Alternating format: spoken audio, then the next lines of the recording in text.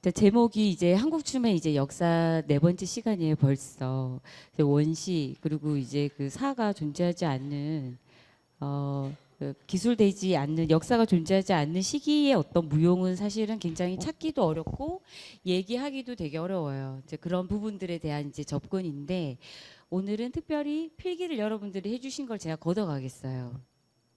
아시겠죠? 왜냐면 여러분들이 지금 잘 가고 있는지 잘 적고 있는지 체크하는 부분이기 때문에 그 부분들을 학습에 그 참여도 또는 그 학습 그 책정되어 있는 적극성 뭐 그렇게 해가지고 감안을 하고 더 큰 목적은 여러분들이 어떤 교육에 대한 부분을 잘 이해하고 있는지 사실 그 부분이에요. 자 봅시다. 여러분들 해왔던 프린트.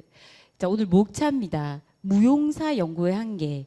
보통 그 중학교, 고등학교 예고를 나온 분들은 예술 연구사 또는 이제 무용 연구사나 무용사에 대한 수업을 미리 이미 하셨죠. 근데 거기서 이렇게 예고 같은 어떤 그 특수 예술을 가리키고 있는 특수의 어떤 그 학교에서는 이미 그 무용사라는 과목이 기본 과목 중에 하나입니다. 하나.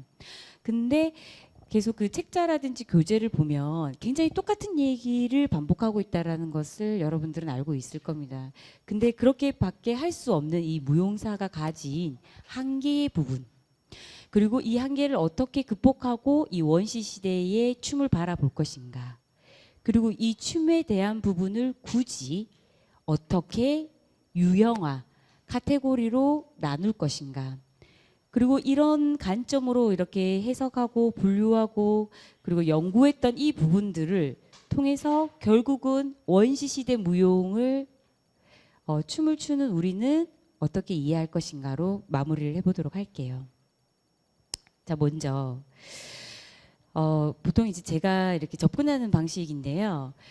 기록이라는 거 그리고 예술이라는 거는 그 전대의 어떤 부분들을 기록하면서 그거에 대한 발전으로 인해서 예술사는 사실은 발전을 하는데, 무용을 김윤지라는 사람 또는 뭐 다른 어떤 A, B, C에 대한 그 사람이 춤을 췄던 그거 하나만으로 그 춤을 이해하기에는 굉장히 한계가 있고 더 이상 아웃풋 나올 게 없다라는 거예요. 김윤지라는 사람이 예를 들면 채승이라는 동작, 그다음에 뭐 발레 지젤, 이사도라 덩컨이 추었던 어떤 그 춤의 그 어떤 한 동작을 한다라고 해서 그거에 대한 기록과 연구를 어떻게 하느냐, 굉장히 어려운 문제입니다. 자, 더군다나 여기는 기록이 남아 있지 않은 거의 인류의 어떤 시작 지점에 있는 무용, 존재하지 않고 지금까지 존재하지 않았고 내가 살아보지도 않았던 그 시대의 무용을 우리는 어떻게 바라볼 것인가라고 했을 때 저희 접근 방법은 이렇습니다. 어떠냐면 이 무용이라는 어떤 부분을 직접적으로 해석하는 것이 아니라 간접적인 융합 방법으로 종교와 생활과 우주관으로 접근을 한다는 거죠. 자, 그래서 그런 어떤 그 무용과 관련돼 있는 그 연계고리와 연계성을 통해서 바라보는데, 특히 고대 무용에 관련돼 있는 기록은 남아 있습니까, 없습니까? 없죠. 그렇죠. 그리고 직접적인 지금 오늘날 우리가 쓰고 있는 무용이라는 직접적인 기록과 연구에 대한 부분이 없기 때문에 추측, 게스, 그냥 생각하고 그거에 대한 부분을 예측할 뿐입니다. 그런 부분이 있기 때문에 우리는 원시 종교사적 접근이 없이는 이 무용에 대한 속성과 본질을 규명할 수가 없다. 자, 지난 시간에 무용이라는 단어, 무라는 단어는 누가 만들었다? 그 후대인 우리가 만든 거예요. 고대에 이 무용이라는 자를 찾을 수 있을까? 과연 정립되어 있지 않는 그 예술을 무용이라 말할 수 있을까? 말할 수 없다라는 거예요. 그렇기 때문에 원시 시대를 둘러싼 여러 가지의 어떤 융합적인 어떤 인적 판문가의 접근 없이는 이 고대 무용사, 고대라는 말 그대로 다소 조금 어렵고 거리감이 너무나 있죠. 가장 그 먼 역사이기 때문에 그런 부분 때문에 어떤 이런 접근 방법이 맞다. 자, 그래서 무용사에 대한 어떤 책을 보시다 보면 그 고대 무용사에 대한 부분이 고대 무용사를 서술하거나 다루었던 저서들이 그렇게 많지는 않습니다. 그런 어려움이 있기 때문에 우리가 살지 않았고 무용이라는 기록 자체 존재하지 않았기 때문에 봅시다. 그래서 원시 종교사적 접근 없이는 무용의 속성과 본질을 규명하기가 어렵습니다. 이때 이 어려움은 또한 인류학이라는 거는 인간이 그 사회와 그 사회에 적응하기 위한 어떤 형태들, 관습들, 생각들을 고찰하는 학문이에요. 문화인류학은 사실은 외국적인 어떤 학과 이름이에요. 그렇다면 오늘날의 이름은 한국에는 민속학이라는 것이 있죠. 문화인류학은 어떤 그 해외적인 어떤 하와이라든지 그런 지역에서 해외 서구적인 어떤 이름의 그 전공명입니다. 문화인류학이라는 건. 그리고 민속이라는 것은 우리 한국에서 공부하고 한국의 그 속성, 사람들 연구하는 게 민속무용이죠. 그래서 무용사 연구를 체계화하고 이론화하기 위해서는 실증적인 연구가 필요하다. 사실 문헌 자료가 부족하고 현장 연구, 우리가 원시 시대로 갈 수 없기 때문에 이 현장 연구의 난간이 존재합니다.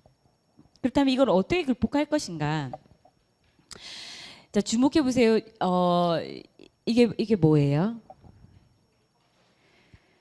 조개 껍질. 그래요. 그러면 조개 껍질, 어느 시대의 조개 껍질?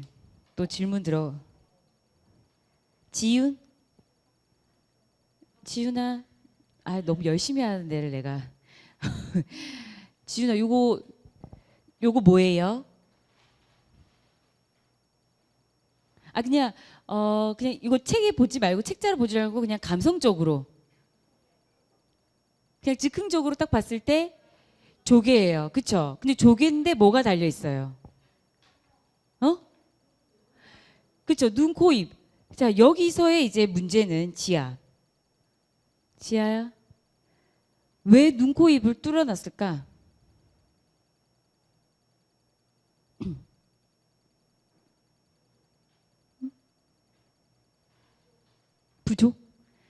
부족하다고? 왜 이거 이제 여러분들이 이거를 보시면 이게 동네 부산 아시죠? 부산 손 들어봐. 또 부산이가 이거는 동네가 아니에요. 초량 있죠, 초량. 초량에 발견돼 있던 신석기 시대에 출토됐어요. 출토됐던 조개예요. 그러면 이 신석기 시대에 이런 어떤 그 뭐라고 얘기해야 되나?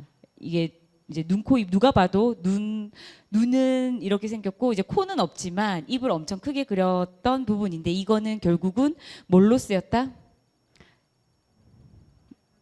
그렇지. 이거는 결국 인간의 어떤 그 인간이 아닌 또 다른 동물 또 다른 어떤 그 다른 분장을 필요로 했던 가면입니다. 가면. 그러면 신석기 시대에 이 가면이 나왔다라는 거는 무엇을 의미하느냐? 가면을 쓰고 어떤 인간의 행위가 있었다 없었다? 있었다라고 얘기할 수 있는 거예요. 그래서 이거는 비록 하나의 출토품이지만 여기에 담겨 있는 의미가 굉장히 깊다라는 거예요.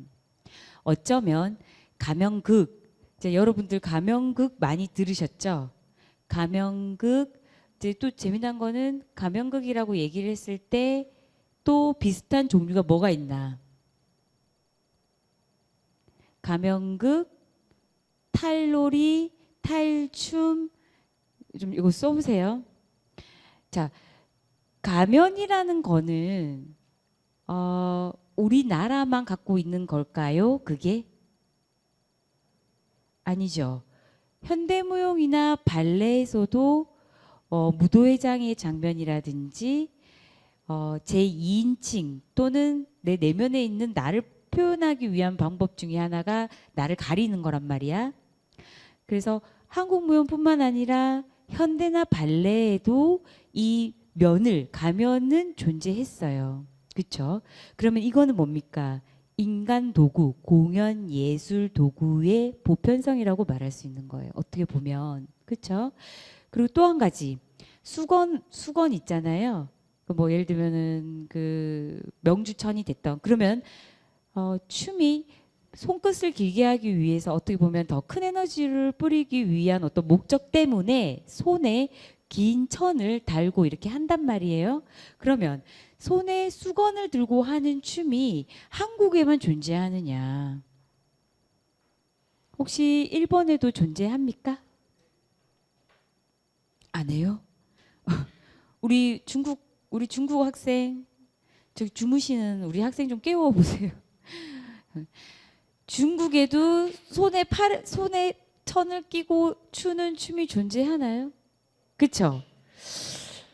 존재한단 말이야. 일본도 분명히 존재했을 거라고. 자, 그러면 그것 또한 그 도구의 보편성이라고 말을 할 수가 있는데 그것이 그 사회의 역사와 사회와 문화에 따라서 어떻게 됐다, 발달됐다 이 말이에요. 자, 신석기 시대의 가면이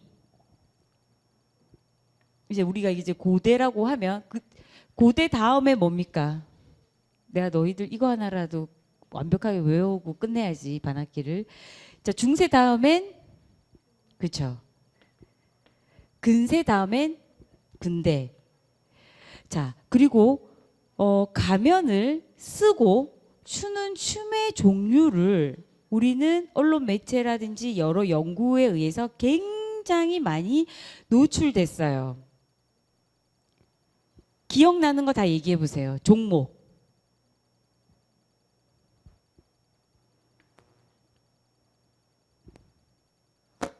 네. 네? 그러니까 종목명으로 송파산대 놀이 뭐 이렇게 하나씩 얘기해 봐. 그렇죠. 북천사자놀이.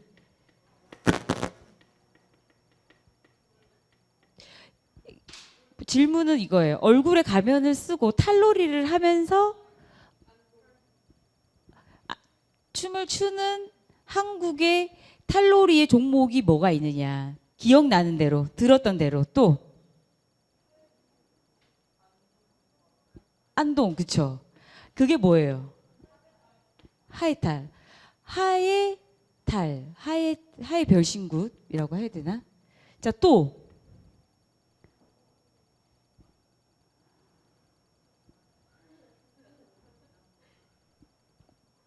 외국에서 다 살다 왔다. 또 준혁아 또 기억나는 거 없니?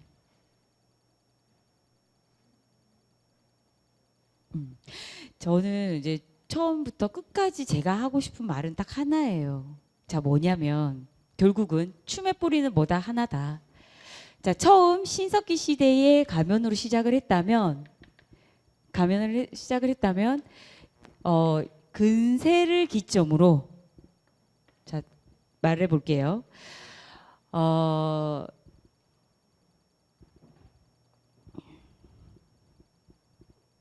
우리 잠실을 뭐라고 그래? 잠실 가면 잠실 옆에 그 송파 산대놀이를 계속 하죠. 그 보존회에서 잠실이 송파니까. 그쵸? 송파 이걸 뭐라 합니까? 산대놀이라고 하죠.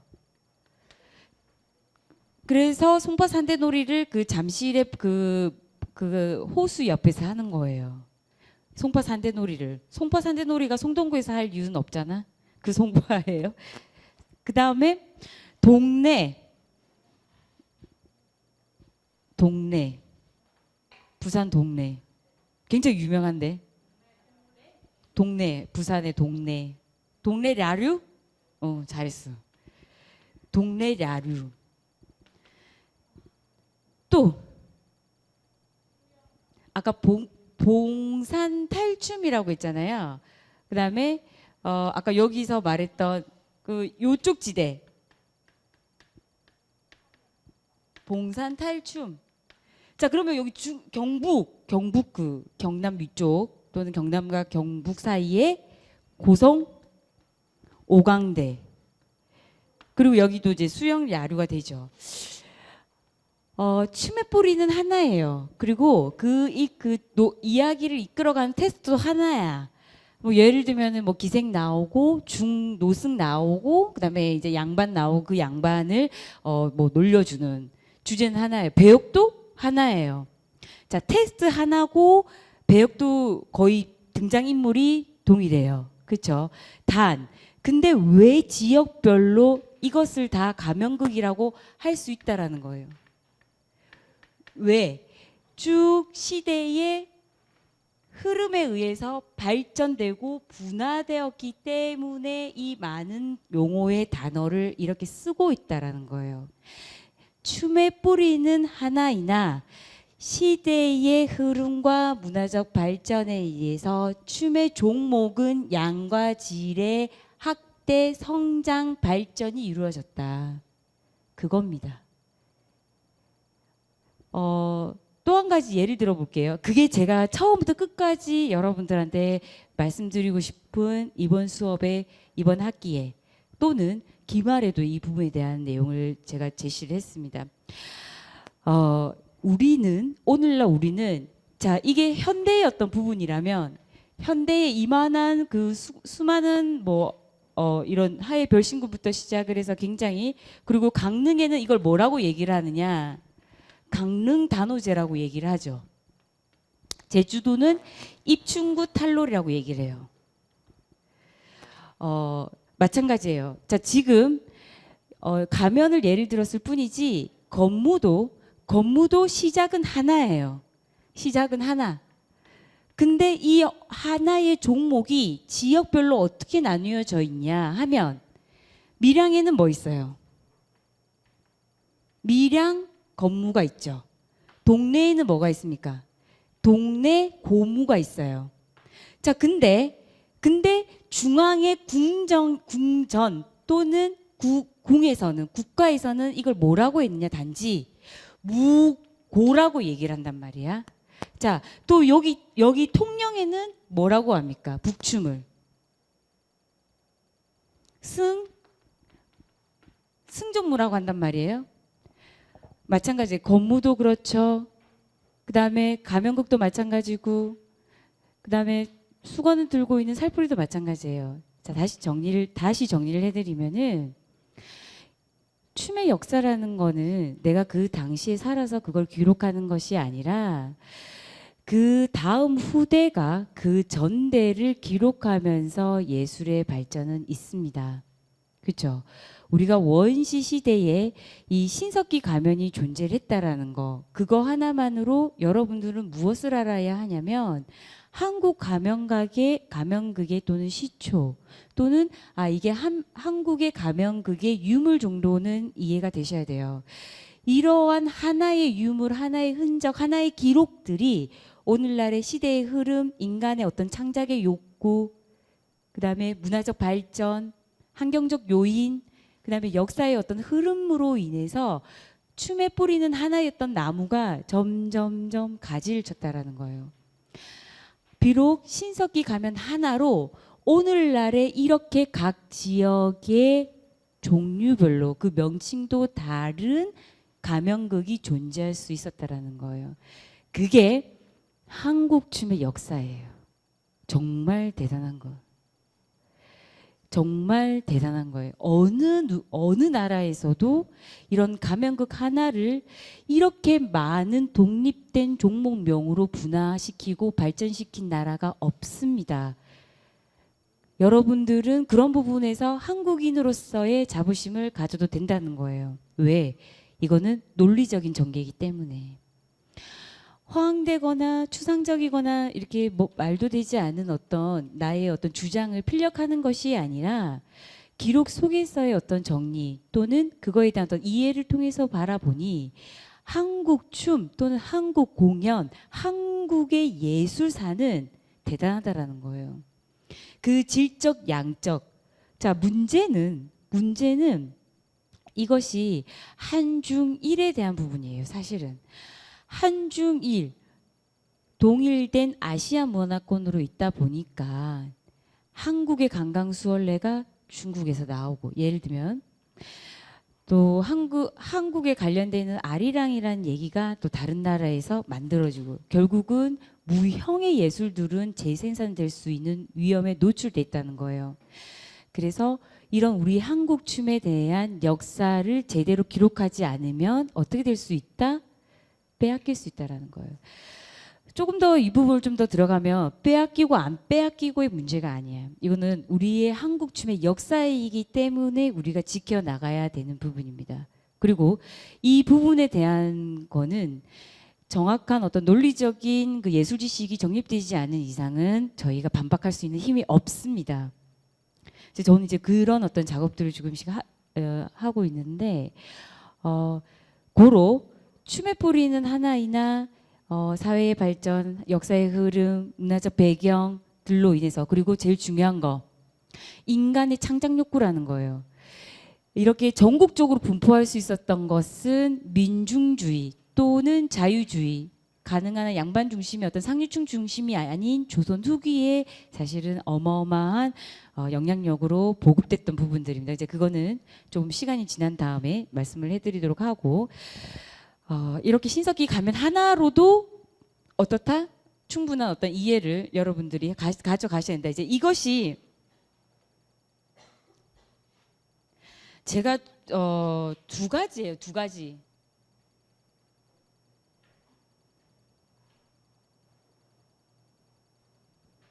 아까 우리 앞에 앉은 학생이 좀 천천히 얘기해달라고 하더라고. 이 챕터에서는 제가 정말 여러분들한테 말하고 싶은 건 딱 두 가지입니다. 하나는 춤의 뿌리는 하나이고 그 춤의 뿌리는 역사의 흐름, 사회적 배경, 문화적 흐름, 인간의 창작 욕구에 의해서 분화되고 독립화되어서 오늘날의 발전된, 분화된, 전문화된 춤을 만들어서 내려왔다. 질적 양적 팽창이 있었다. 그게 사실 한국 춤의 역사예요. 그리고 그런 어떤 부분들에 대한 저의 어떤 목소리를 정확하게 내기 위해서는 무엇을 해야 하느냐? 무용사에 대한 연구가 보다 논리적이어야 된다는 거예요. 두 번째 문제는 그럼 여러분들이 과연 마찬가지입니다. 발레든 현대무용이든 한국 춤뿐만 아니라 오늘날의 발레를 바라볼 때 역으로 올라가는 어떤 부분들 현대무용도 마찬가지예요. 춤이라는 것은 유형입니까? 무형입니까? 무형의 예술이에요. 형이 없다라고. 그렇죠. 그렇기 때문에 그거를 기록하고 정리하는 게 그 옛날엔 더 힘들었어요. 미디어가 없기 때문에. 사진이라든지 뭐 녹취를 할 수 있는 장치들이 없었기 때문에 무용사를 공부하는 거에 대한 한계가 굉장히 많아요.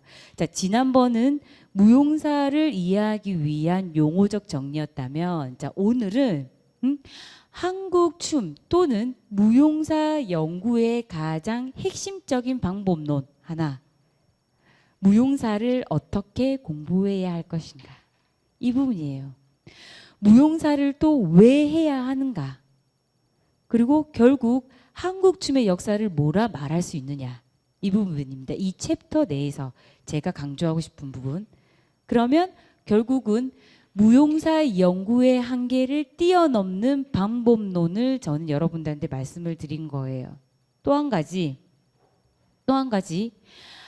이 신석기 가면 하나의 예를 들어서 보더라도 한국 춤의 뿌리는 하나였으나 어떤 고도의 어떤 그 시간적인 어떤 흐름과 전승의 변화, 그다음에 사회적인 어떤 분위기, 창작의 욕구들로 인해서 오늘날까지 전통 예술을 양적 질적 팽창으로 이루었다라고 할 수 있는 것은 한국 춤의 역사라는 거예요.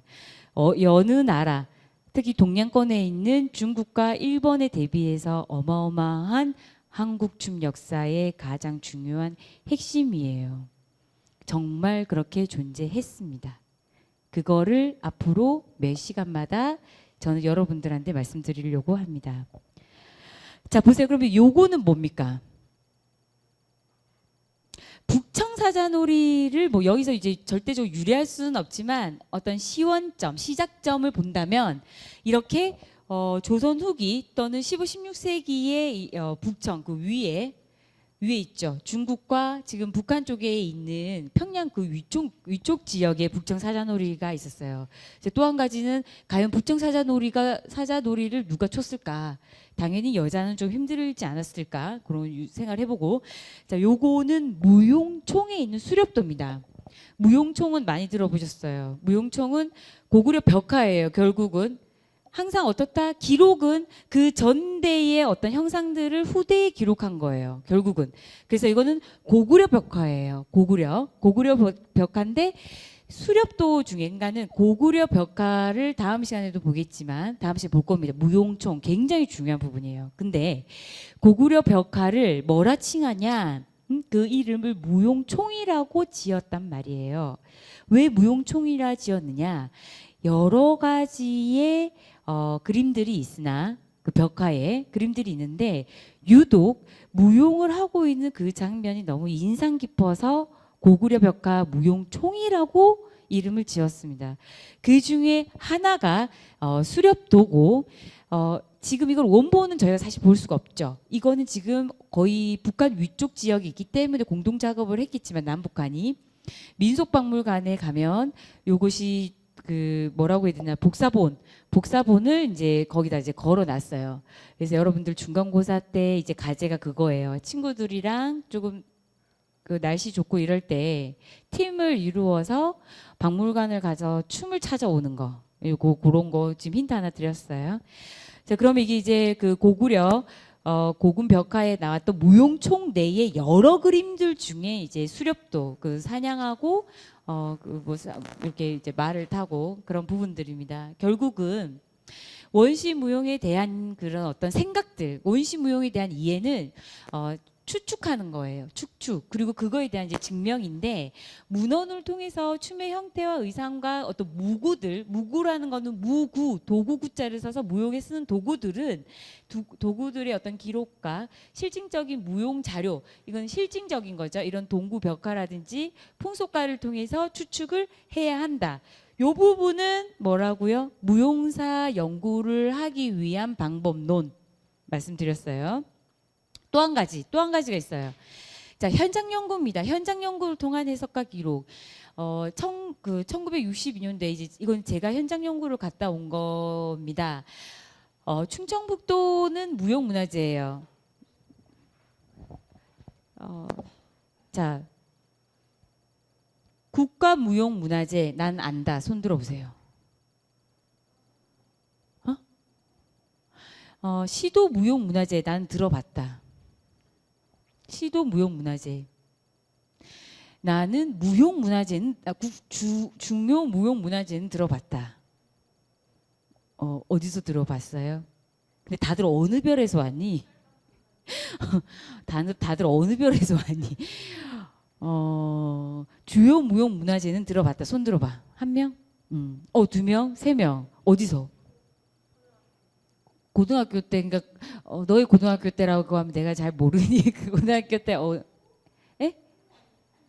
승무가 국가무형문화재. 자, 또 진아 어디서 들어봤니?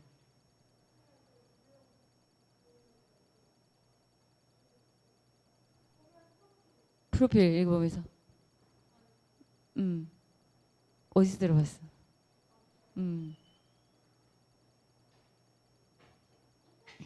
인터넷에서 노출되고.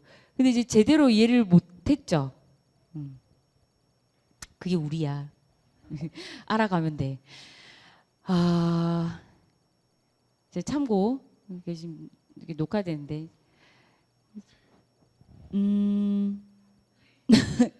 어디서부터 얘기를 해주면 좋을까? 우리 학생들은 우리나라는 1961년도, 2년도, 그러니까 엄청난 이제 격변기를 거쳤잖아요. 근데 그래서 이제 1960년대 이후로 전쟁에 의해서 손실되거나 이제 뭐 분실됐거나 전승의 맥이 끊긴 어떤 무용 문화재를 법으로 만들었어요. 그게 문화재보호법을 만들었습니다. 네, 문화재보호법을 만들어서 국가의 그 중앙에 있는 좀 중요하다고 여겼던 거를 이름을 먼저 중요무형문화재.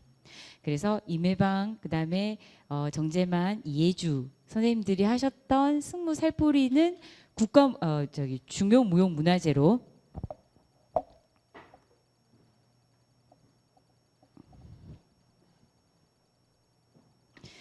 자, 근대 다음에 시대적 그 흐름의 이름을 뭐라고 얘기합니까? 현대라고 얘기를 하죠. 그쵸? 자, 근대의 시점에 국가 문화재 보호법. 자, 여기서 전승의 가치가 있다. 정말 이게 그 중요하다라고 했던 명칭을 지어줍니다. 뭐라고 얘기를 하냐면 주요 무형 문화재라고 얘기를 합니다. 주요 무형 문화재. 중요하다. 중요 무형. 자, 그래서 오늘날의 승무와 살포리가 대표적으로 선정이 되죠. 그러면서 이제 뭐 처용무라든지 각각의 종목들이 지정이 돼요. 또 태평무, 지금 가장 말이 많죠. 태평무. 그렇죠? 그리고 있다가 보니까 이게 안 되겠다. 우리나라는 이렇게 돼 있는 부분인데 지역에 따라서 아까 지역적 특색이 너무 많기 때문에 이 지역에도 분명히 존재하는 춤들이라든지 농악이라든지 연희패라든지 탈놀이라든지 그런 부분들이 너무 많다 해서 무엇이 생겨났냐면 시도 무용 문화재가 생겼어요. 이건 똑같아요. 자, 그러고 있다가 언제 2015년도에 무슨 일이 벌어지냐면 이렇게 해서는 안 되겠다. 이게 지금 다른 나라와의 어떤 그 무형이라는 거, 춤이라는 거는 김윤지가 이렇게 했던 거를 그 옆에 있는 다른 친구가 따라할 수 있습니까? 없습니까? 따라할 수 있죠. 재생산될 수 있다. 재생산될 수 있다라는 어떤 부분 때문에 유네스코의 등재를 갖고 계속 갈등이 생기는 거예요. 2015년도를 기점으로 그래서 이거를 국가무형문화재라고 이름을 바꿉니다. 그런 스토리를 갖고 있어요. 자, 그래서 국가무형문화재로 오늘날은 우리가 주요 무형문화재를 설명을 할 때 맞아요, 틀려요? 국가무형문화재라고 사용해야 된다는 것이. 주요 무형문화재는 주요 무형문화재 승무, 주요 무형문화재 임해방류 어쩌고저쩌고 얘기를 하는 거는 역사고 오늘날에는 중요라는 명칭 작자가 국가로 바꿨다는 거죠. 그래야지 시도 무형문화재랑 밸런스가 맞잖아. 그렇잖아요. 이거는 주요 무형문화재고 이거는 시도라는 지리적 명칭이니까. 그래서 요 부분을 중요 대신 국가 무형문화재로 바꾸는 역사적인 어떤 그 변화를 가지고 왔어요. 자, 그렇다면 여기에 시도무용문화재는 충청북도의 무용문화재라는 거예요. 이해되셨죠? 이러한 현장 연구를 통해서 어떤 전승의 계보 그런 부분들을 알 수 있고 현장을 통해서 어떤 그 해석하고 기록할 수 있다라는 거. 또 재미난 거는 여기 이제 이 그 농악에서 가장 리더가 누굽니까? 농악에서 진세죠, 진세. 깽가리가 제일 그 리더예요, 리더. 수장이란 말이야. 근데 그 청주농악 같은 경우에는 어떻습니까? 항상 그 이제 여기가 메인이 됐어요. 여기. 근데 이거 너무 웃긴 게 청주농악 같은 경우에는 상모를 착용을 하고 소고를 치면서 노는데 이거를 벗구라고 얘기를 해요. 근데 이거를 보통 서울은 요 위에다가 올리는데 청주는 여기다 뒤통수에 올려요. 그래서 더 힘들어요. 굉장히 돌리기가 오랫동안 돌리는 게 이제 힘든 어떤 그런 부분들이 있었습니다. 그래서 현장 연구를 통해서도 무용사 가능하다. 자, 그다음 여기서는 이제 한자가 나와서 여러분들이 좀 많이 어려워할 수 있는데 큰 틀에서 보면 이거예요. 간단합니다. 원시 시대의 춤의 힘을 아는 자는 누군지 신과 함께하도. 그러니까 춤의 힘을 아는 자는 누구든지 신과 함께 할 수 있다라는 겁니다. 결국은 원시 종합 예술체다. 살기 위한 본능적 움직임으로 시작을 해서 신에게 가깝고 가고자 해서 북두드리고 예를 들면 노래하고 움직이는 어떤 부분들이 독립이 되었던 게 아니라 자, 우리 신학에 빌겠어요. 자, 김윤지 무용하시는 분 들어오시고요. 자, 피리 부시는 분 들어오시고요. 그다음에 이제 장단 치시는 분 들어오세요. 이런 어떤 차원들이 아니라 결국은 춤의 뿌리, 예술의 뿌리는 하나인 것처럼 원시 종합 예술체였다. 그러면 그 목적이 무엇이었냐? 그거는 엑스타시라는 거예요. 엑스타시. 자, 엑스타시는 사실은 그 종교적인 어떤 부분들의 그 부분이에요. 굉장히 많은 말을 하고 미디어에도 많이 노출됐던 단어인데, 이 단어는 뭐냐면 의식을 하는 그 신과 어떤 그 교신하고자 하는 그 행위에서 나타나는 어떤 그 정신의 어떤 세계들. 근데 그 정신의 세계에서 비일상의 어떤 행위들이 일어나는 거. 그 어떤 상황들을 엑스타시라고 하는 거예요. 뭐 쉽게 얘기를 한다면 작두에 올라가는 거. 막 영접하다가 막 접신하려고 하는 사이에 그 작두에 올라가는 그 우리가 일상적이지 않는 초월적인 어떤 그 행위들에 대한 모든 어떤 통틀어서 이걸 엑스타시라고 하는, 그래서 엑스타시로 이끄는 마력이라는 말을 많이 쓰고 있습니다. 춤과 노래 속에 신령을 움직이게 한 주술적인 힘이라고 얘기를 했죠. 아마 여러분들이 갖고 있는 프린트 어제 거랑 제가 오늘 조금 이거를 정보를 업로드를 했어요. 죄송해요. 이거 다시 보시면 삼국유사입니다. 고려 때 이제 삼국유사인데, 그럼 과연 이 종합예술적인 어떤 이 아트적인 그 종합예술체가 기록상에서 언제 처음 그것을 시초라고 두었느냐. 이런 거예요. 현대무용의 어떤 도래, 시점, 우리가 그걸 현대무용이라고 인지했다라는 어떤 부분들의 보도가, 예를 들면은 최승희가 췄던 춤을 오늘날의 어떤 컨템포리적인 어떤 그 모더니즘적인 춤이라고 나는 보고 있다라고 했을 때 1930년도에 비평은 막 그런 비평을 씁니다. 그러면 그걸 인지하고 있다라는 거야. 아, 최승희 현대무용이라는 단어, 이런 단어를 인지했다라는 건데, 결국은 여러분들이 오늘날에 추고 있는 오늘날의 춤을, 그 춤의 시작을 어디로 봤냐라고 했을 때는 고려 삼국유사에는 요렇게 도솔가로 봤다라는 거예요. 도솔가. 도솔가라는 어떤 그 향가, 향자는 뭐예요? 향. 고향왕자, 고향. 그래서 고향자를 쓰잖아요. 그래서 우리의 나라, 내 본토라는 거예요. 본토의 노래를 위해서 우리나라에서 지어진 이 노래입니다. 그 노래라고, 그거를 향가라고 지었기 때문에 오늘날의 전통 예술의 시작점을 요렇게 보고 있고, 이 부분은 제가 굉장히 좋아하는 부분이에요. 뭐냐면 이제 춤에 대한 사랑이 식었을 때, 춤을 끌고 갈지 말아야 될지, 내가 춤에 대한 연구를 더 해야 될지 말아야 될지 할 때마다 저를 좀 잡아주는 어떤 그런 부분인데, 자, 읽어볼게요. 시, 그쵸?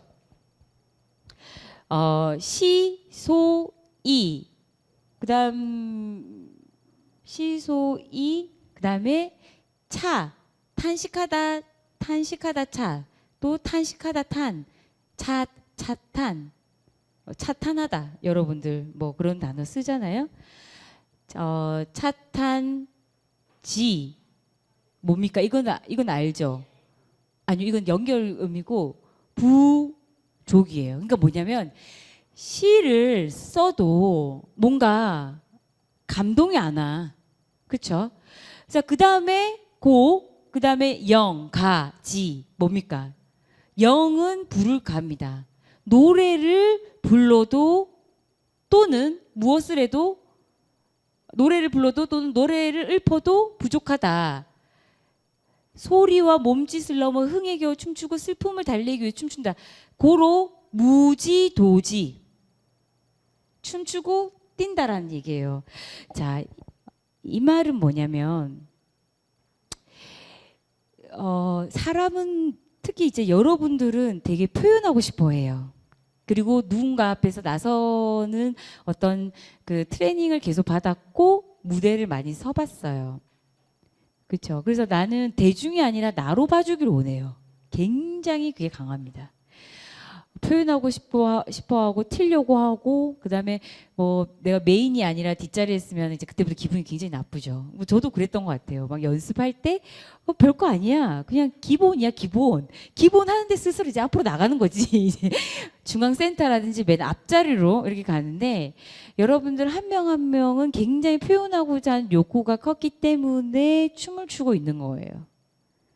춤을 추고 있는 거예요. 근데 그 표현에 대한 부분에서 저는 그 인간이 갖고 있는 가장 그 근본적인 욕구라고 저는 생각을 해요. 뭐냐면 어떻게 해서든 나를 표현해야 하니까. 머리를 까맣게 들이던 빨간불로 들이던 노랗게 들이던 뭐 화장을 덕지덕지 하던 아니면은 그냥 정말 용감하게 맨 얼굴로 다니던 그다음에 옷을 파이던 쪼이던 두껍게 입던 나시로 입던 뭐 신경 튀고 싶은 어떤 욕구들 표현하고 싶어하는 욕구들이 인간이 갖고 있는 본능적 표현 욕구라는 거예요. 제가 말씀드리고 싶은 거는 근데 그 옛날에도 그 고려에 남아있는 그 기록 삼국유사에 막 기록에서 보니까 무슨 말기가 나냐면은 시라는 것은 가장 고도의 예술이에요. 시를 그래서 저는 시를 뭐라고 하냐면 시는 정지된 춤이고 춤은 뭐라고? 움직이는 시다. 아, 이런 멘트를 할 때 쓰질 않다니. 좀 써줄래 얘들아? 이런 멘트 하는데 감흥이 없다니.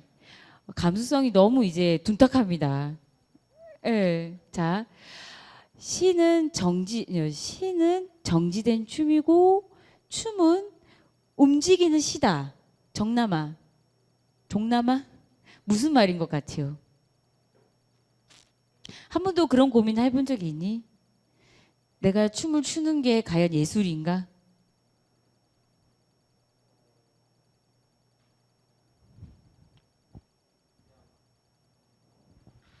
종남이는 발레니?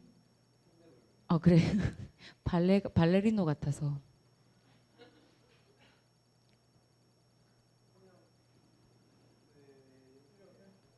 지금 하고 있는 춤이 좋아요. 그렇다면은 우리 그 건너쟤 좀 깨워라. 혁준이 일어나. 도대체 밤에 뭐 하는 준원이? 주원이? 송아저씨? 송씨? 송씨 너무 깊이 잠들었구나. 자, 일어나세요. 다시 설명해 줄게요. 다. 춤은 뭐라고? 미안해. 시는 정지된 춤이고 춤은 움직이는 시다. 자, 그만큼 여러분들은 표현하고자 하는 욕구가 굉장히 강하다. 자, 근데 중요한 거는 이 최고 지점에 있다라고 하는 시를 써도 내 마음이 움직이지 않고 내 마음이 꽉 차지지 않는다. 자, 그럴 때 나는 뭘 하냐? 노래를 불러본다. 근데 노래를 불렀는데 그 노래만으로도 나의 마음이 채워지지 않는다. 그럴 때 무엇을 한다? 춤을 춘다라고 얘기를 하는 거예요. 그만큼 춤이라는 부분이 굉장히 강하다는 거예요. 제가 이렇게 여러분들한테 조근조근 상냥하게 매너 있게 얘기하는 그런 부분도 굉장히 중요하지만 제가 여러분들한테 보내는 어떤 몸짓, 그 다음에 어떤 손끝, 그 다음에 터치 그런 부분들이 사실은 여러분들은 더 와닿는다라는 거예요. 그러니까 많은 말을 하지만 이 액션이라는 거는 그만큼 중요합니다. 그래서 사람들이 춤추는 것에 열광하는 이유는 그거예요. 100마디 말보다 싸이 춤에 강남스타일 춤을 추고 그리고 이 대중문화에 있었을 때에 어떤 말보다는 움직임을 다하는 사람이 순간적인 어떤 액티브 뭐라고 하죠? 영향력이 더 크다라는 거예요. 그만큼 춤의 힘이 굉장히 강하다는 거. 자, 재미난 얘기를 또 해볼게요. 이때는 이제 신라입니다. 신라면 이제 성덕여왕 그 이전의 시대인데 유리 이사금이라고 얘기를 하면 여러분들이 좀 어려울 수 있지만 쉽게 설명을 하면 이 앞에 유리는 국호 그러니까는 왕을 그 왕의 이름이에요. 왕 이름 앞에 붙는 거예요. 그럼 제가 신라의 왕이 됐다라고 하면 유리 김윤지가 되는 거예요. 유리 김윤지. 그래서 이사금, 유리 이사금이라는 임금이죠. 결국 신라의 왕은 실질적으로 차차웅이라는 아들이에요. 태자. 근데 무슨 일이 벌어졌냐면 이 도솔가라는 거는 이 한가가 왜 나왔냐면은 어느 날 신라 때 하늘을 봤더니 해가 둘인 거예요. 해가. 근데 해가 둘인 상태에서 그게 10일 동안 갔다. 그러면 이건 무슨 징조라고 생각을 하냐면 마찬가지 선동여왕처럼 마찬가지로 나를 견제하는 또 하나의 왕이 생길 수 있다라는 암시입니다.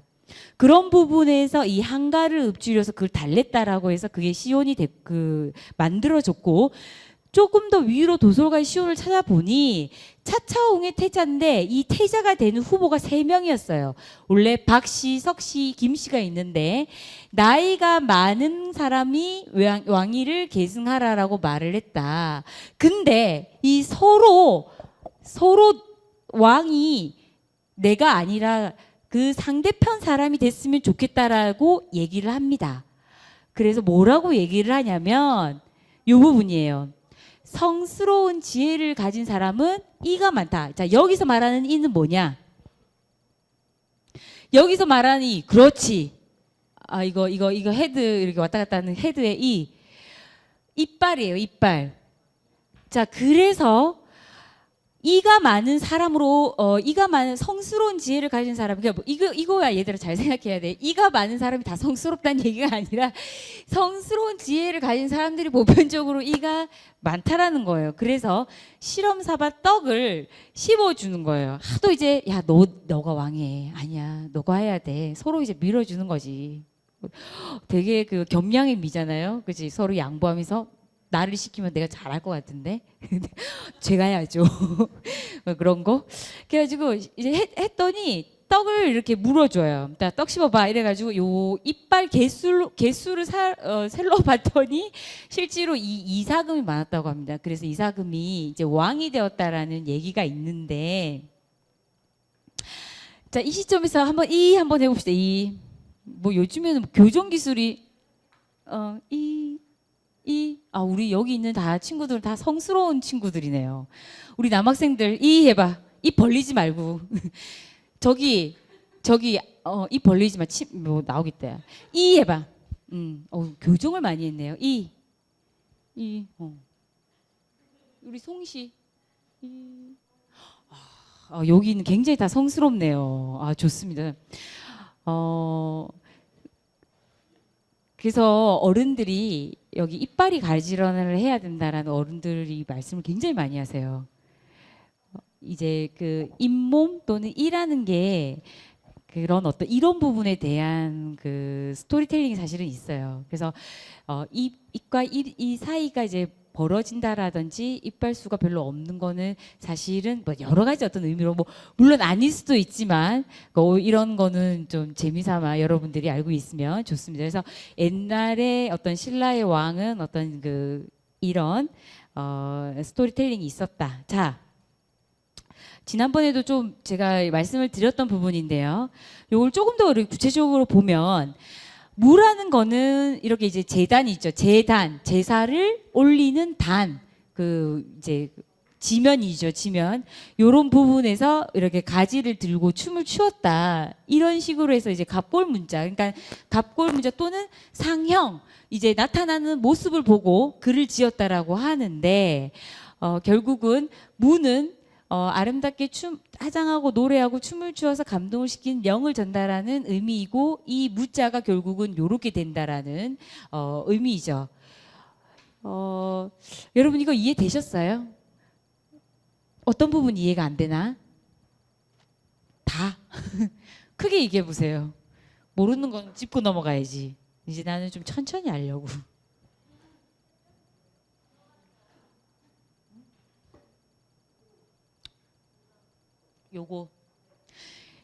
요거 지금 물어보는 거죠, 저한테.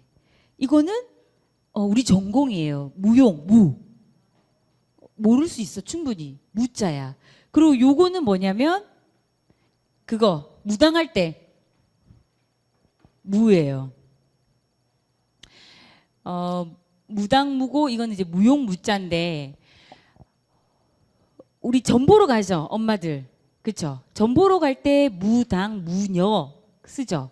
그리고 이런 어떤 점에 관련돼 있는 그림들이나 기록들은 다 이 글자로 돼 있고, 춤춘다라는 의미는 그러니까 이건 춤추고 이거는 쉽게 말하면 신과 접촉한다. 그런 부분인데 이 시원으로 본다면 요거의 어떤 시원들이 이 무자죠. 요거 무자. 왜 무자 나냐? 좋은 질문이에요. 여기가 이제 제사를 뭐 사가 놓고 배 놓고 뭐 이랬겠죠. 뭐 그때 있는 곡물들을 또는 뭐 양식들을 놓고 이제 여기서 제단 여기 놓고 이제 제사를 지내는 거예요. 밑에서 사람들이 이렇게. 그래서 어떤 그런 어떤 모습들 나뭇가지를 흔든다든지 뭐 이런 어떤 도구를 써서 어떤 가무하게 어떤 형태를 했다라고 했을 때 요런 모양을 본뜬 거예요. 요런 모양을 어떤 자로 해석을 했냐면 요 자로 해석을 했다는 거야. 요 자로.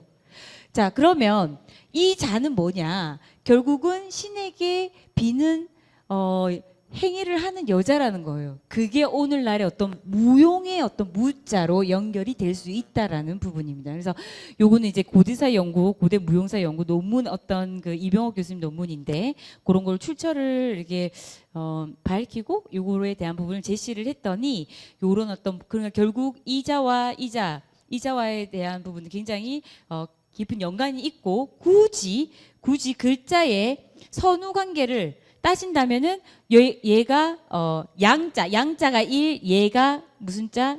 얘가 2, 얘가 3 정도. 그렇게 발전됐다라고 이해하시면 됩니다. 자 보세요. 결국은 이렇게 많은 어떤 그 연구자들이 이 원시 시대의 무용을 이렇게 정리를 했어요. 이거는 누가 한 작업이냐? 자, 착각하시면 안 돼요. 그 고대에 예를 들면 부족 사회고 그다음에 뭐 원주민이 막 있고 그런 어떤 그 아득한 그 시대에 이거는 원시 무용, 이건 수렵 무용, 이거는 전투 무용, 이거는 종교 무용, 성의 무용, 농경 무용으로 한 게 아니라 예술의 기록은 뭐라고 말씀을 드렸습니까? 그 후대에 기록된다고 말씀을 드렸어요. 그 후대에 그 옛날의 모습을 살펴보니 우리나라 원시 시대의 무용을 이렇게 나눠 볼 수 있구나.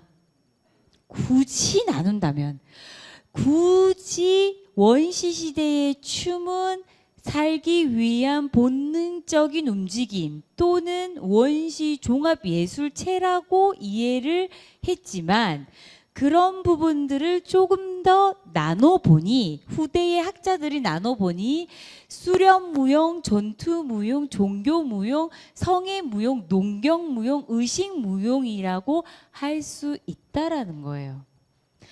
그런 부분으로 이거는 이제 조금 정리를 했던 거고 이렇게 이제 각각의 뭐 예를 들면 이분은 이렇게 또 이분은 또 아래쪽으로 또 이렇게 이분은 요렇게 또 김홍경 그 선생님은 이렇게 그리고 소림 그 언지 사람은 이게 아마 일본 사람이에요. 그래서 요렇게 그렇죠. 그리고 요거는 이 사람을 그 번역한 춤의 역사는 요렇게 이렇게 포인트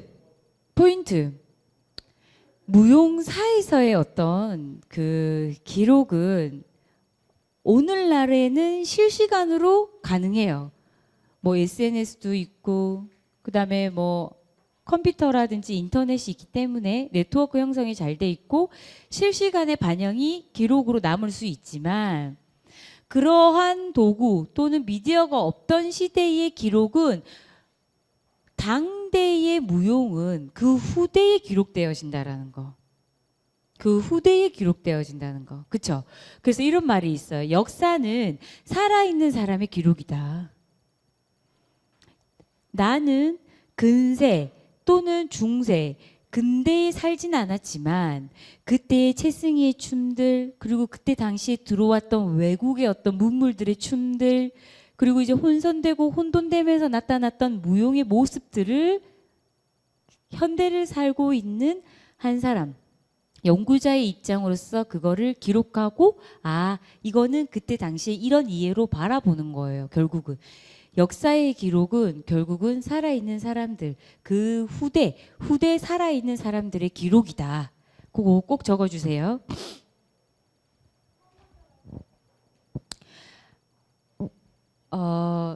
간혹 보면 원시 시대의 무용을 그러니까 저는 이렇게 그러니까 시험 문제를 내지 않는다는 거지.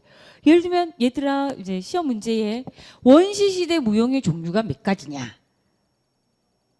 그게 진짜 원시시대 무용이었을까? 그건 아니라는 거예요. 제일 중요한 거는 뭐냐면 무용사에 있었을 때의 기록은 무용사 연구를 위한 그 기록은 그 당대를 살았던 사람이 아니라 후대를 살았던 사람들의 살아있는 사람들의 기록에 의해서 정립됐다라는 거예요.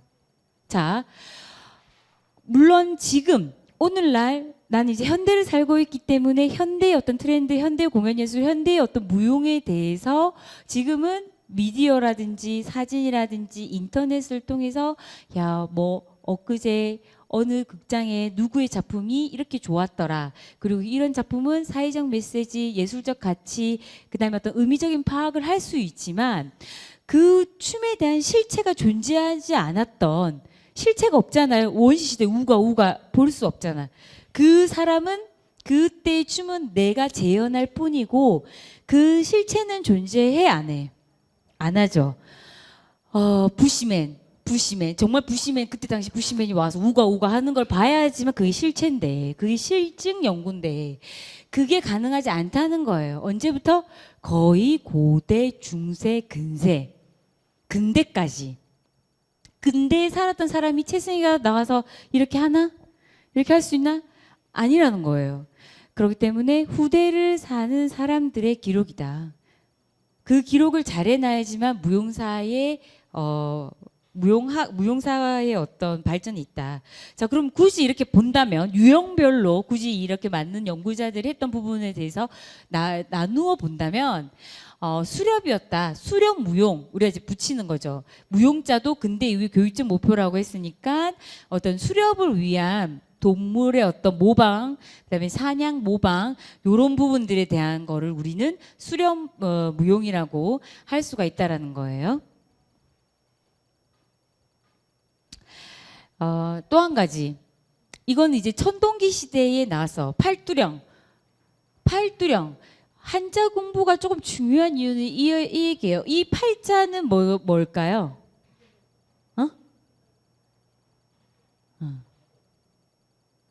팔. 그치. 센스 있죠. 하나, 둘, 셋, 넷, 다, 일곱, 여덟. 몇 개예요? 팔이지. 그래서 요 팔자를 쓴다. 그러면 두는 뭐야? 우리가 이렇게 보면 아우 두야 이러죠. 아우 두야. 정말 두야. 어지러워요. 자, 그럼 결국은 이거를 붙이면 뭡니까? 그렇지. 잘하네. 이게 공부야. 응? 여기는 이제 영자는 거울. 거울. 거울 또는 방울. 공부는 이래서 하는 거예요, 여러분. 왜 웃겼어? 나도 힘들어. 그래서 공부하는 거야. 그래서 팔도 비빔면이 아니라 팔두령이기 때문에. 자, 보세요. 팔자 8개의 8개의 머리가 달린 방울이란 얘긴데 쉽게 말을 한다면 이거를 어디에 썼냐라는 거야. 방울은 울리죠. 이 8가지의 어떤 이거가 음식을 만드는 도구였을까? 그러면 수렵을 하기 위한 사냥의 도구였을까? 다른 어떤 움직임을 하기 위한 살기 위한 본능적 움직임을 하기 위한 필요한 도구였을까? 그랬을까요? 혹시 신석기 가면을 쓰고 라면을 끓이진 않을 거라고? 그렇죠? 신석기 가면을 쓰고 뭐 예를 들면 별을 갖다가 타작하거나 실을 뿌리진 않을 거라고. 얼마나 깝깝하겠니? 피부에도 안 좋고. 일단 가면을 쓰는 이유는 뭔가 의도적인 행위를 하고 싶은 거야. 그 목적이 있을 거예요. 분명한. 마찬가지야. 이 팔두령이라는 부분은 뭐냐면 두드렸다라는 거예요. 방울이 울리니까. 자, 그래서 이건 천동기입니다. 마찬가지로 선사죠. 구석기, 신석기, 청동기니까 알고 있었죠. 우리 그 정도는 알잖아. 표정은 아니었네. 자, 구석기, 그 다음 신석기, 청동기. 자, 갑시다. 이런 어떤 원시 종교인데 저는 이게 참 헷갈려요. 애니미즘 발음도 안 되네. 미안해. 애니미즘, 그다음에 토테미즘, 샤머니즘. 너무 어려워요. 근데 제가 그래도 설명문을 올려놨는데 설명문을 보더라도 어려워. 이게 뭔지 잘 모르겠어요. 너무 많은 고민을 했어요. 네, 그래서 결국은 이거는 우리 학생들한테 샘플링을 보여주자. 장승제, 선왕제, 별신제. 마을 어기라든지 입구나 뭐 이런 부분들, 이제 곡성 같은 영화 보시면 곡성에 뭐가 나옵니까? 그 나무에 그 선왕신이 이렇게 보이잖아요. 막 오색까지, 오색, 뭐 빨강, 노랑, 파랑, 검정, 흰색이 그 오색을 하고 거기서 이제 제를 지내고 거기서 이제 뭐 빌는 사람은 빌고 이렇게 하는데 그 나무에게도 무엇이 있다. 사람과 교감하는 정신적인 영이 있다고 생각한 거예요. 영혼이 있다라는 거예요. 쉽게 말하면 혼이 영혼이 있기 때문에 그거를 어떤 그 영을 교류하는 또는 내가 빌 수 있는 상대로 본 겁니다. 그래서 장승제, 선왕제, 별신제 이거 애니미즘은 그렇게 이해를 하시면 되고 자, 토테미즘이라는 건 뭐냐면 신에게 무사 안녕을 비는 제사 때 추는 어떤 그 행위들이라는 거예요. 뭐 예를 들면은 동물을 쓴다든지 탈을 쓴다든지 그런 어떤 그 총체적인 행위를 토테미즘이라고 이해하시면 됩니다. 토테미즘. 그리고 조금 더 축소된 의미로 뭐냐면 샤머니즘 같은 경우에는 실질적으로 제일 중요한 엑스터시라는 거죠. 여기가 요 부분이 엑스터시. 뭐 신과 접점한 거야. 갔어. 신에게. 그리고 신이 왔어. 그거를 보통 이제 비는 순서를 청신. 자, 쓰세요. 이 샤머니즘 쪽에. 청신. 청하다. 프로포즈. 청. 하죠. 그래서 청혼이란 얘기를 하죠. 나와 결혼해 줄래? 뭐 이런. 내가 오죽하면 이런 노래까지 부르겠니? 혼, 청. 그러니까 혼인을 청혼하다. 뭔가 청하다 할 때 청혼입니다. 청혼. 그 청혼을 쓰는데 그 청자예요. 청자. 그래서 신을 부른다. 청신. 자, 그다음에 신이 왔어. 들여왔어. 나한테 왔어. 어떻게 해주라? 즐겁게 해주라.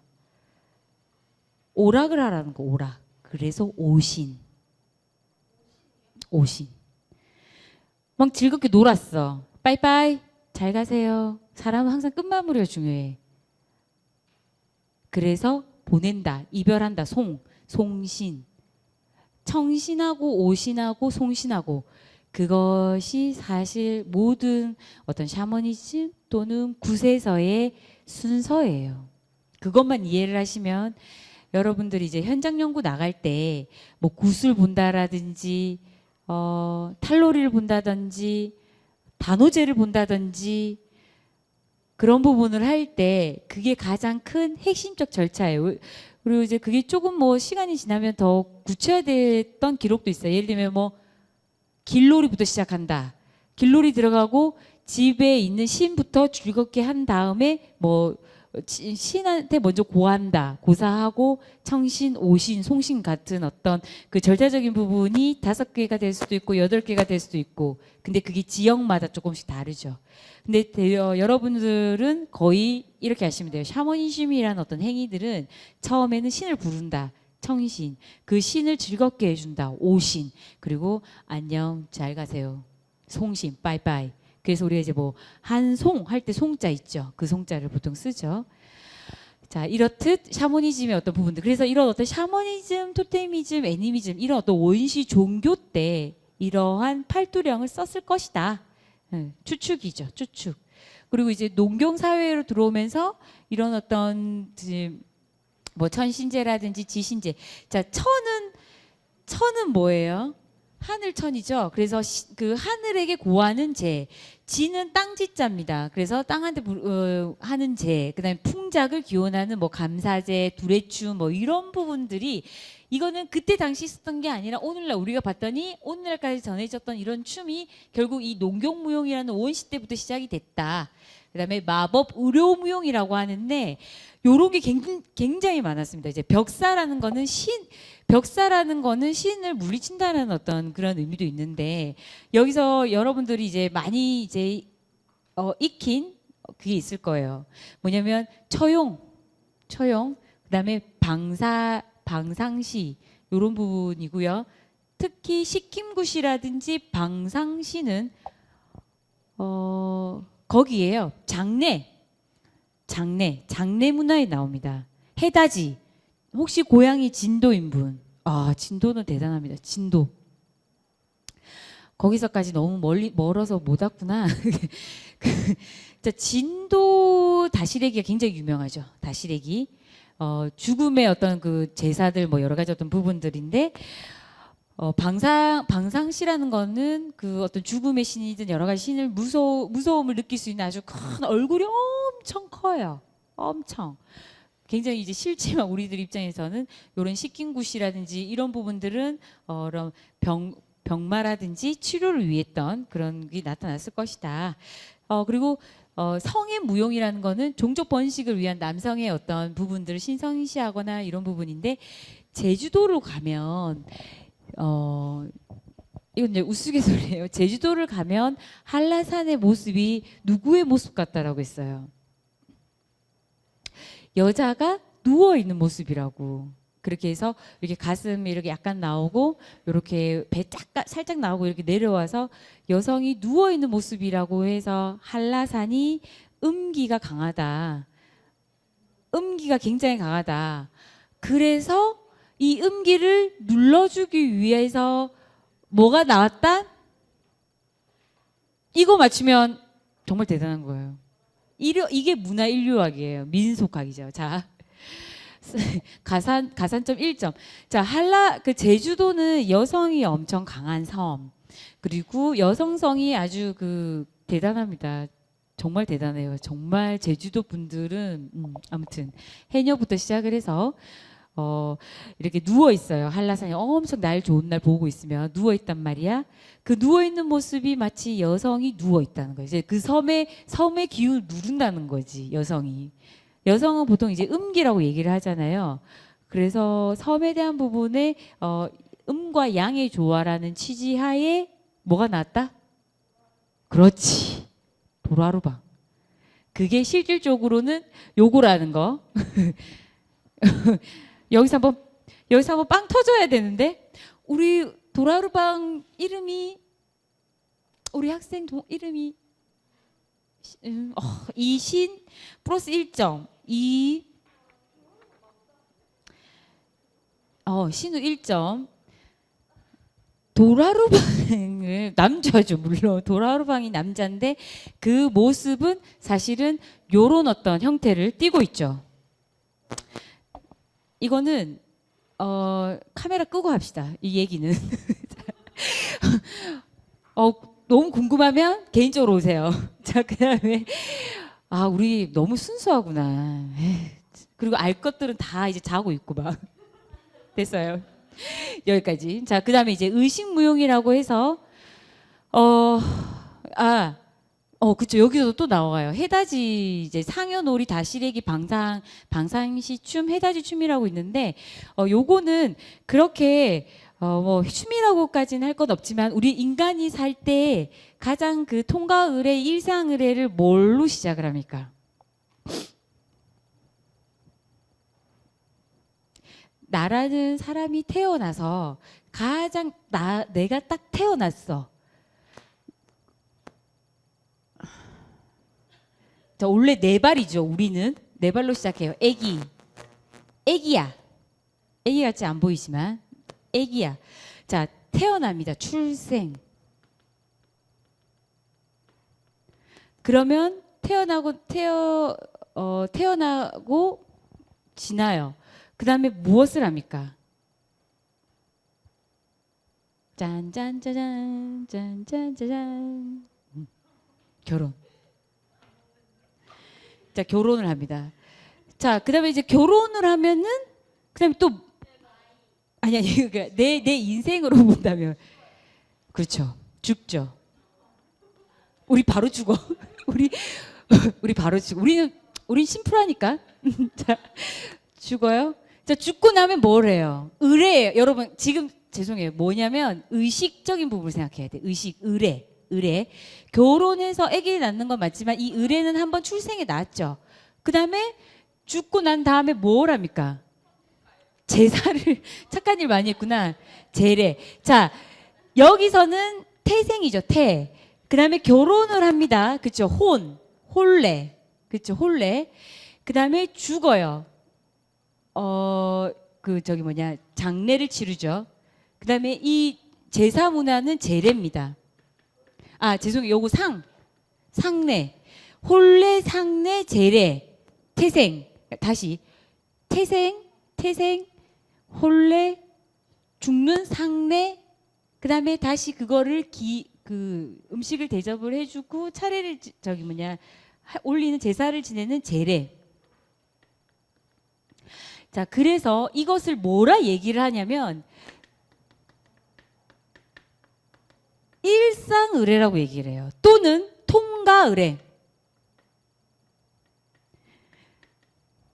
통가의례라고 얘기를 합니다. 그만큼 인생에서 태어나고, 그러니까 뭐 예를 들면 잉태, 출산을 하고 결혼을 하고 죽음을 맞이하고 그 죽음에 대해서 다시 기념하는 이 행위들을 한국 이 전통의 어떤 유교에서는 가장 중요한 일생의례 4가지라고 얘기를 하는데 그 사이사이마다 의식을 한다라는 거예요. 의식. 그 의식을 할 때 소리를 하고 곡을 하고 도구를 쓰지만 결국 사람의 움직임이 있다라는 거예요. 그 중에 하나가 이 해다지라든지 다시래기라든지 상여놀이라든지 방상시라는 거예요. 이 죽음, 특히 상례의 문화에서 특히 해다지 같은 경우에는 그냥 땅을 누르면서 그냥 돌아가는 것밖에 없어요. 이 막대기 같은 거 하나로, 왜냐면 무덤을 이제 넣어놓고 그게 이제 다져져야 되기 때문에 다지는 거예요. 그래서 해다지예요, 해다지. 그런 어떤 춤들, 이 의식을 위한 춤들을 의식무용이라고 했던 거죠. 요거는 조금 중요합니다, 여러분.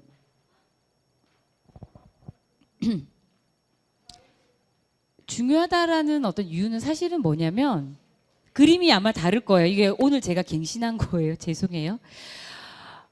똑같은 그림인데 그게 잘 안 보이더라고. 그래서 네이버에서 출처를 밝히면서 다시 또 제공을 했는데 이거는 마찬가지입니다. 이것도 마찬가지로 고구려 때 발견돼 있는 벽화입니다. 벽화. 근데 이 벽화가 어디서 발견이 됐냐면 여기가 팔청리 고분 벽화예요. 팔청리 고분 벽화. 똑같은 거예요. 똑같은데 그게 너무 안 보여서 제가 똑같은 거예요. 자, 이게 팔청리인데 팔청리는 어디냐면은 평양 근처에 있어요. 그러면은 결국은 고구려 벽화 같은 경우에는 실질적으로 그 위쪽 지역, 거의 뭐 만주 쪽 이쪽 지역에 발견돼 있는 무용총보다 평양 근처, 지리적으로 우리 중심부가 여기라면은 평양 근처에 있던 이거 부분에 대한 거는 사실 오늘 우리가 살고 있는 한국과 연관성이 더 깊다라고 말할 수 있는 거예요. 왜냐면 지리적으로 더 가까우니까. 근데 고구려 때 실질적으로 행려도 뭐냐면 이제 행렬할 때 쫙 가죠. 그 행렬하는 묘사도입니다. 행렬하는 모습에 이게 뭡니까? 휙 이러고 있죠. 뭐예요, 얘가? 이분 뭐 하시는 거예요? 뭐를 들고? 검을 들고. 검. 그다음에 지금 거의 뭐 서커스 수준이죠. 그리고 얘는 여기 막 돌리고 있고 여기는 이제 그거 같죠. 오늘 뭐 오픈 개업식 할 때 이제 그 키 큰 아저씨. 다 여기서 유래한 거예요. 여기서. 공부는 그래서 하는 거예요. 그러니까 여러분들이 오늘 뭐 삼성전자든 하이마트 앞에 그 키다리 아저씨를 본다면 이 정도 얘기까지는 할 수 있어야 된다.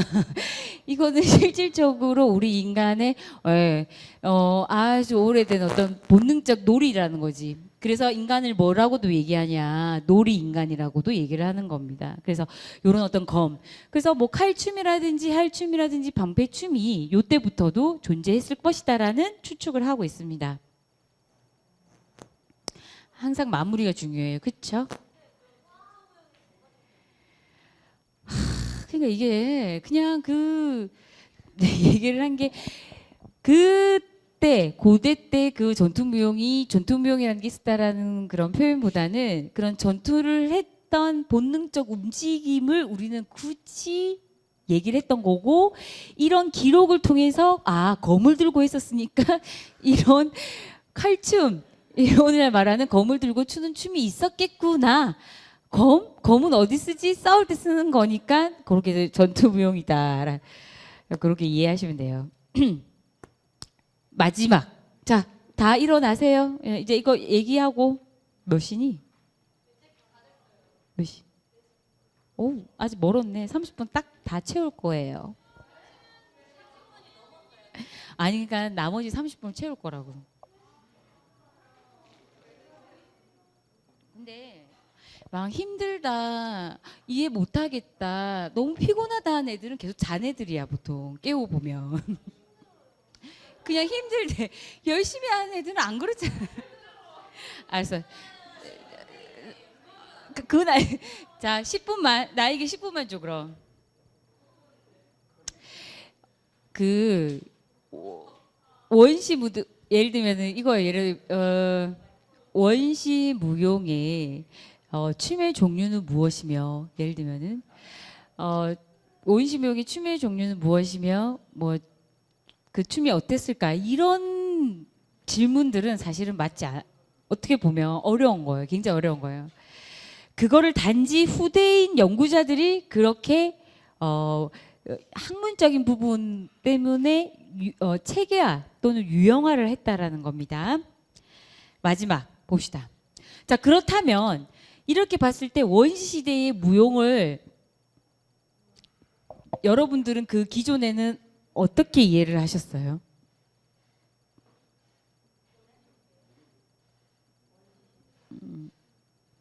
이 수업 듣기 전에 나는 원시시대의 이 무용을 어떻게 이해를 했냐. 그치, 우리는 생각을 또 하는 거 별로 안 좋아하죠. 우리는 생각이 없죠. 그래서 더 가능성이 있어. 차라리 뭔가 어중간하게 알고 있는 것보다 늘 새롭게, 늘 하얗게 시작하는 게 좋아요.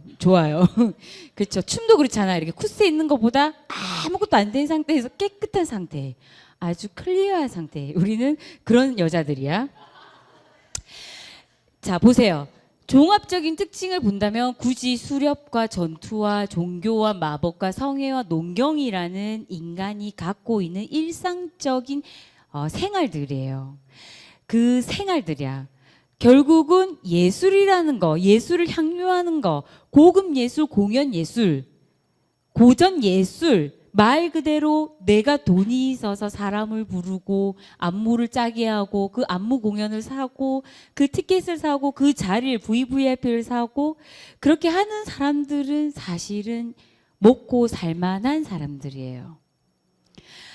근데 원시 시대는 그러한 공연 예술이 아니라, 공연 예술로 접근하는 것이 아니라 일상생활들 살기 위해서 수렵하고 전투하고 종교하고 마법하고, 그러니까 의료, 그다음에 성애하고 농경하는 이런 어떤 부분들이라는 거죠. 그런 움직임이라는 거죠.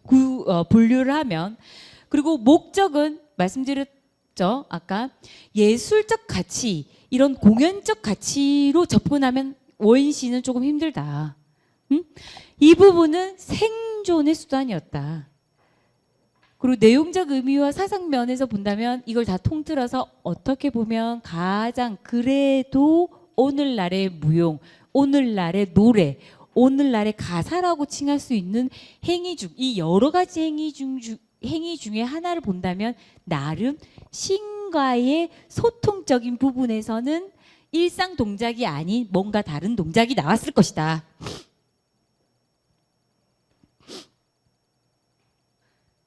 지금 굉장히 중요한 얘기했는데 그러면서 내가 원시 시대가 이해되네. 자,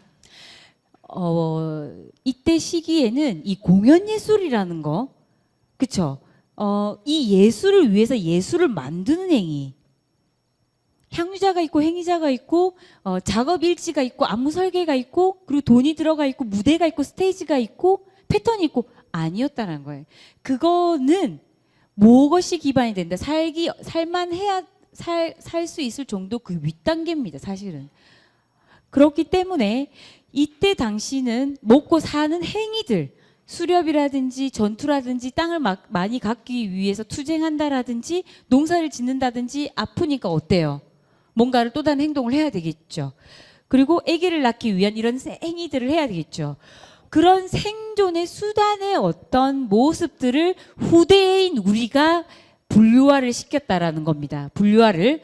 근데 이런 것 중에 그래도 오늘날의 공연예술의 어떤 시초라고 할 수 있는 부분을 꼽는다면 샤머니즘, 주술행위라는 거예요.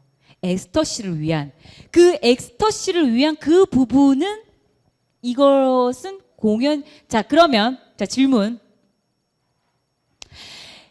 이런 어떤 부분들을 굳이 우리가 무용이라고 했지만 이 원시 시대의 춤이라고 볼 수 있습니다. 이 생존을 위한 수단이었다. 그러면 신에게 비는 행위들, 의식적인 행위들, 팔두령을 두드리고 가면을 썼던 그 주술적인 부분은 공연 예술의 시작이라고 해도 되나요? 공연 예술의 어느 정도의 시작이라고는 할 수 있나요? 무용 예술의 시작이라고는 할 수 있죠. 굉장히 애매모호한데 어려운 거예요. 무용 예술의 시작이라고는 할 수 있다는 거죠. 그리고 요 위의 단계는 이 춤 또는 무용의 시작이라고 할 수 있다는 거예요.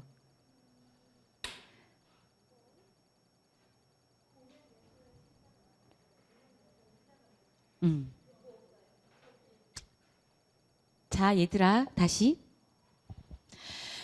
이거는 인류의 시작 또는 역사와 시작을 했던 우리 초기의 춤이죠. 춤. 근데 그 춤이 움직임이란 말이야. 이 살기 위한 생존 수단의 모습이라는 거예요. 그렇죠?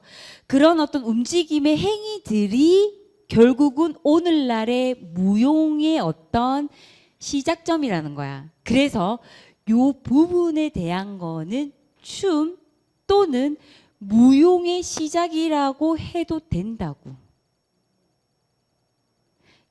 결국 이거는 용어의 이해입니다. 자, 그럼 무용 예술이라고 하는 부분은 뭐냐면 어느 정도의 의도성이 있고 목적이 있다는 거예요. 거기까지. 무용이라는 행위 자체를 목적을 갖고 뭔가 어떤 무구라든지 예를 들면 쉽게 말하면 가면 도구, 그다음에 팔두령이라는 거를 취해서 조금은 무용 예술에 가까운 형태적인 부분을 보였다라는 거예요. 그 부분이 주술적 기원의 어떤 부분들, 샤머니즘의 행위들이다. 그래서 보통 샤머니즘을 무용 예술의 시초로 보고 있다는 시원으로. 이해되셨어요? 아니요. 그러니까 자, 다시 설명할게요. 자, 얘가 갖고 있는 땅이 너무 내가 갖고 싶어요. 그래서 막 창으로 찍고 검으로 막 싸워요. 응? 이거는 살기 위한 뭐예요? 본능적 생존 수단의 움직임이에요. 이런 어떤 움직임의 시작을 무용의 또는 춤의 시초로 본 거예요. 춤 또는 무용의 시초, 사람이 움직였다라는 거예요. 예를 들면은 조금 더 나아가서 내가 목적이 있어요. 다산 또는 자연에게서의 보호받고 싶다. 그리고 나는 좀 더 뭐 잘 살고 싶다. 자연에 대한 비바람에 대한 공포 이기고 싶다. 그러면 제사를 지낸단 말이야. 제단이라는 거. 그다음에 저 잘 들리기 위해서 뭐야? 방울을 그리고 뭔가 다른 어떤 다른 목적에 의해서 가면을 쓴다고요. 이런 부분은 실질적으로 무용 예술의 시점으로 볼 수 있다라는 거예요.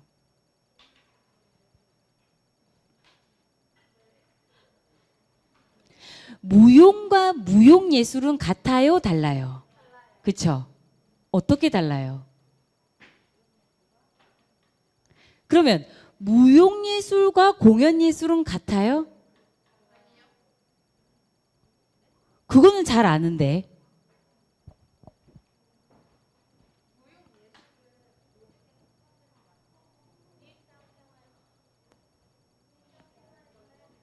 자, 우리가 지금 원시라는 제 고대를 보고 있어요. 고대사를 보고 있는데, 자, 밥 먹는 거, 자는 거, 싸우는 거, 싸움, 전쟁, 이런 등등의 어떤 행위들, 인간의 살기 위한 본능적 움직임, 이것을 뭐라고 얘기를 하냐면, 그런 어떤 행위들, 이것을 춤 또는 무 또는 이 무자는 무용무자예요. 무용무자. 그 다음에 무용이라는 우리가 살고 있는 인간의 움직임, 인간이 표현하고자 하는 움직임을 무용이라고 한다면 요거의 시초라는 거예요. 시초. 근데 굳이 이것 중에 일상적인 어떤 이 원시 시대의 하나 중에 무엇이 있었냐면은 주술 행위가 있었다라는 거예요. 여러 가지 행위 중에 한 가지. 이게 뭐야? 샤머니즘. 엑소시스를 느끼는 요 부분에 대한 거는 이 무용이 아닌 무용 이후에 발전된 아트적인 부분. 아트라는 게 뭐예요? 조금 더 데코레이션 된 부분. 뭔가 가미되고 뭔가 생각에 대한 부분들, 목적이 있는 부분들이 조금 더 보통 일상생활이 아닌 조금 더 데코레이션 된 행위들, 그 예술이죠. 그것을 무용 예술의 시점으로 볼 수 있다라는 거예요. 이해되셨어요? 자, 그다음에 다음에 나오는 게 사실은 고대 연장선상에 이제 고구려가 나올 거예요. 고구려. 자, 여기서 중요한 거. 고구려 벽화를 보면은 뭐가 있습니까? 말 타는 사람이 있고 춤추는 사람이 있고 그다음에 음악 악사가 있어요. 이거는 공연 예술의 시초로 볼 수 있다라는 거예요. 중요한 거예요. 자, 여기서 춤, 무용 또는 무도라고 하는 그 그다음 그 중에 이런 어떤 움직임 중에 주술에 대한 부분은 사실은 무용 예술의 시초로 볼 수 있다. 자, 그다음 더 나아가서 좀 더 나아가서 근데 봤더니 고구려 벽화를 봤더니 무용청에 봤더니 말 타는 보는 사람이 있고 춤추는 사람이 있고 또 음악하는 사람이 있어. 행위자, 향유자, 안무체계, 안무를 똑같이 하고 있죠. 안무를 다 똑같이 하고 있죠. 정말 말 그대로 공연을 보러 오기 위한 사람이 있었다란, 그리고 공연을 만들었다란 얘기예요. 이거는 무용예술이지만 그거는 공연예술의 시초로 볼 수 있다는 거예요. 자, 지금 오인시 시대는 사실 오늘은 계속 시원, 시초, 원류 이 부분에 대한 접근입니다. 요 부분에 대한 정립 또는 용어에 대한 이해가 되신다면은 여러분들은 사실 굉장히 오늘 왜냐면 이거는 제가 20년 동안 이해했던 부분이라. 자, 그래서 이런 이제 춤들이 이제 있었고 도구가 생기고 법이 생기고 여러 가지 어떤 인간 환경의 어떤 발전에 의해서 춤도 발전이 하게 되는 거죠. 자, 질문.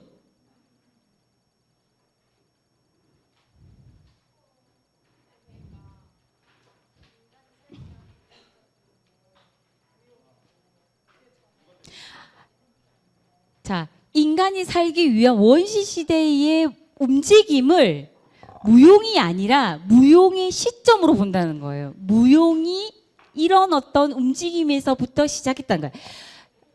얘들아, 쉽게 말해서 뿌리. 원시에 살기 위한 움직임 중에 자 적어보세요. 주술 그쵸 주술이 있었죠. 그 다음에 수렵 사냥하는 거 있었죠. 주술이 거의 종교 행위였죠. 그 다음에 뭐 아픈 사람을 낫게 해달라는 어떤 의료가 있었죠. 그 다음에 전투가 있었죠. 농경의 어떤 그 움직임이 있었잖아. 살기 위한 본능적 움직임 여러 가지 중에 이런 어떤 움직임이 있었기 때문에 우리가 춤을 추고 있다라는 거예요. 쉽게 말하면. 그래서 그것을 살기 위한 본능적 움직임은 결국은 춤의 뿌리라는 거예요. 춤의 뿌리. 자, 춤의 뿌리 또는 무용의 뿌리인데 그 중에 가장 데코레이션, 장식이 좀 가미돼 있고 의도가 조금 보이고 목적이 보이는 별도의 어떤 예술적 느낌이 감흥이 있는 것이 주술행위였다라는 거예요. 방울 두드리고 춤추고 얼굴 예쁘게 하고 이랬던 부분들. 그 부분에 대한 주술의 행위들은 무용예술의 뿌리라는 거예요. 무용예술의. 자, 다음 시간에 할 고구려 벽화에서는 정말 무대 장치가 있고 무대가 있고 행위자가 있고 향유자가 있고 그 다음에 안무의 체계가 있고 연습의 방법의 어떤 과정들이 있었단 말이야. 똑같은 동작을 군무로 한단 말이야. 그거는 공연 예술의 뿌리라고 볼 수 있다라는 거예요. 네, 네. 자, 고민해 보세요. 저희는 다음 시간에.